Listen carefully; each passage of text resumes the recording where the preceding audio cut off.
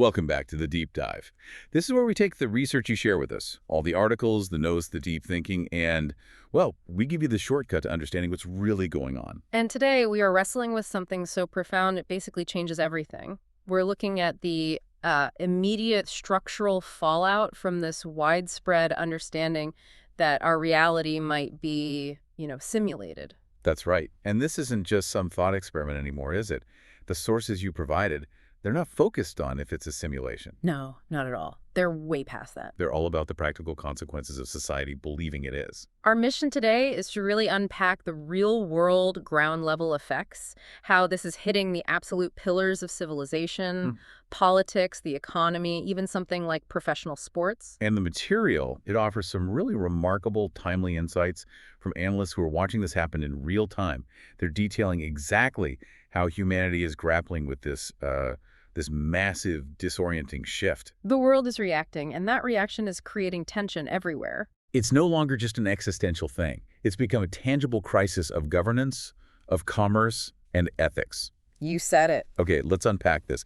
We should probably start where the instability is most immediate, right? Yeah. Governance and public trust. Makes sense. The sources, they highlight that world leaders are just struggling intensely to maintain any kind of order when the very foundation of their authority, the reality they govern, is suddenly seen as, well, provisional. The fallout there is instantaneous. I mean, public trust, which was already pretty fragile, is now described as hanging in the balance. It makes sense, right? When reality itself is up for grabs, why would you follow the established rules or trust the people enforcing them? And the sources really pinpoint a specific moment, a critical fracture point. It wasn't just the initial idea that made trust collapse. No, it was the response. It was the political class's response. Precisely. The analysts note that the failure of the G20 nations to issue any kind of unified statement on what they called baseline reality parameters, that was the critical misstep.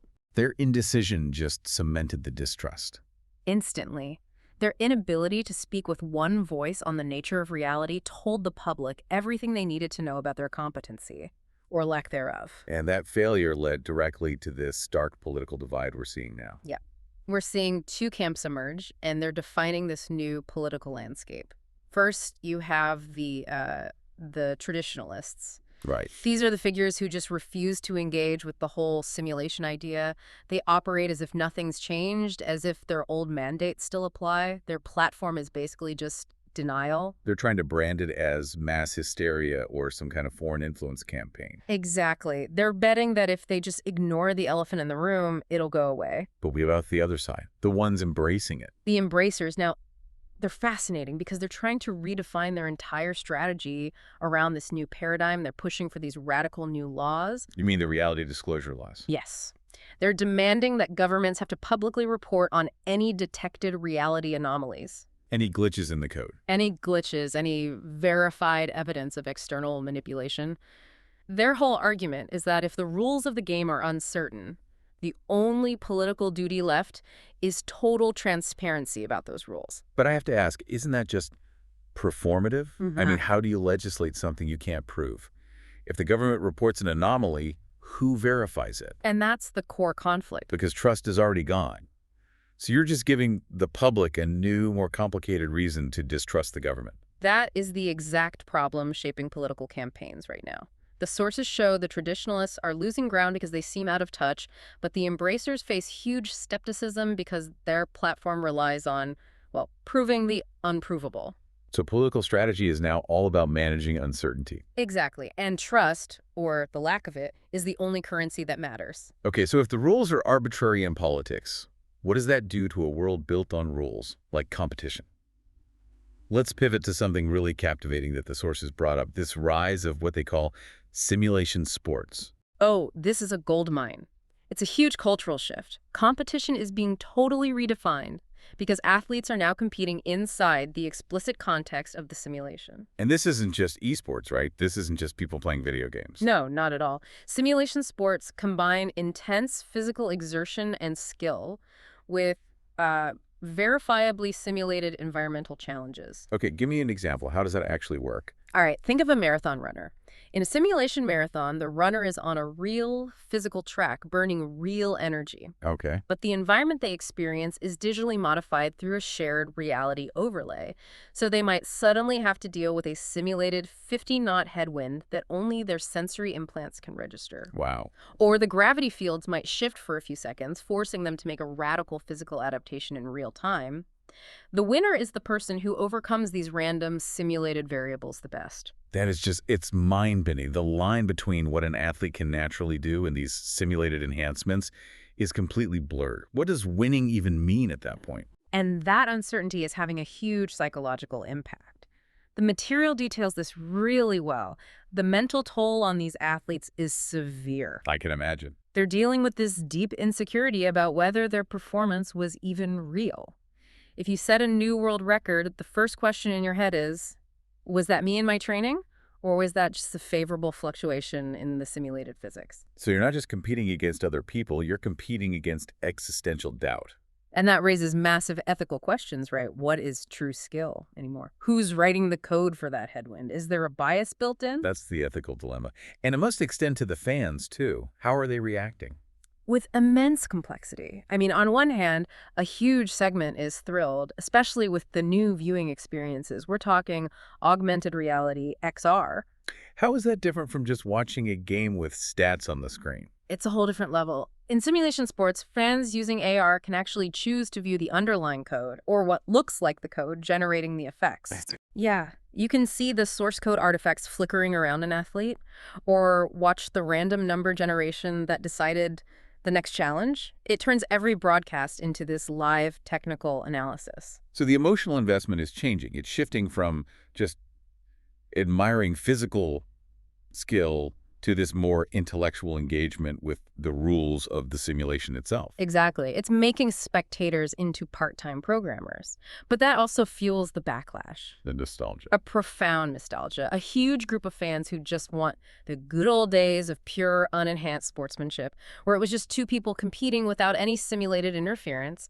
The tension there is huge. So we have a political foundation that's shaking, a competitive structure dissolving into code. The economy has to be next. The sources predicted profound economic upheavals. And they were right. This is now a core economic driver. Consumer behavior, global investment strategies, they're all shifting because of this simulation understanding. People are fundamentally changing what they value, what they'll pay for. Okay, here's where it gets really interesting for me. What's the core value shift here? What's driving this transformation? In one word, authenticity. Authenticity. In a world where anything can be digitally faked or proven to be a copy, people are desperate for experiences and goods that feel real or unfiltered. This chase for verifiable reality is causing a massive economic earthquake. So how does that translate into, dollars and cents? Are we just talking about a boom in artisanal bread, or is it bigger than that? It's much bigger. We're seeing the rapid growth of certified real marketplaces. These are platforms where goods that are verified to be non-simulacra, like raw, unedited materials or items made with low-tech, traceable methods, they command an extreme price premium. How much of a premium? The sources indicate that items with demonstrable authenticity can be priced up to 50% higher, just because their origin is seen as untainted. But wait, that has to create an obvious risk, right? What about performative authenticity? The counter trend. Business is just faking the struggle for realness. How big of a threat is that? It's a significant one, and businesses are really struggling with it.